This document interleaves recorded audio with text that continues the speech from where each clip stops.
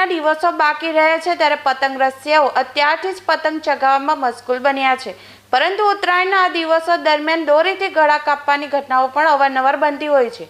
સુરતમાં પતંગના માંજાથી ગળા કાપવાની ઘટનાઓને રોકવા સેફટી બેલ્ટનું વિતરણ કરવામાં આવ્યું હતું। Surat traffic police district traffic education and welfare સંસ્થા દ્વારા સેફટી બેલ્ટનું વિતરણ કરવામાં આવ્યું હતું।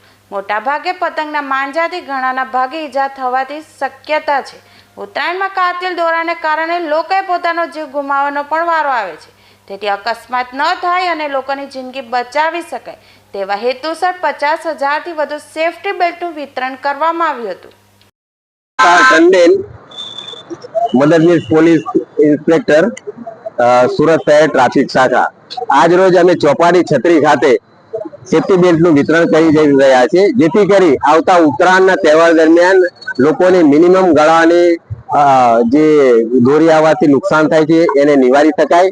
તેમજ લોકોને અમે અપીલ કરી રહ્યા છીએ કે હેલ્મેટ અવશ્ય પહેરે, જેથી કરીને પ્રાણઘાતક જે અકસ્માતો થાય છે નીચે પડવાથી એમાં ઘટાડો કરી શકાય અને પોતાનું જીવનને રક્ષણ મળી શકે। ક્યાં સુધી અભિયાન ચાલશે અને કેટલા સેફટી બેલ્ટનું વિતરણ કરાવવું? આ અભિયાન ઉત્તરાયણ સુધી તેમજ ઉત્તરાયણ પત્યા પછી પણ 2 દિવસ સુધી આ ચાલુ રહેશે।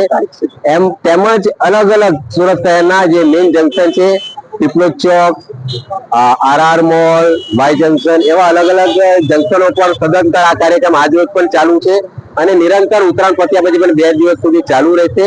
અને હાલ અમે 400 થી 500 જેટલા સેફટી બેલ્ટનું વિતરણ કરી ચૂક્યા છે, તેમ છતાં મેક્સિમમ લોકોને આવરી શકાય એ પ્રમાણે અમે બેલ્ટનું વિતરણ કાર્યક્રમ ચાલુ રાખશું।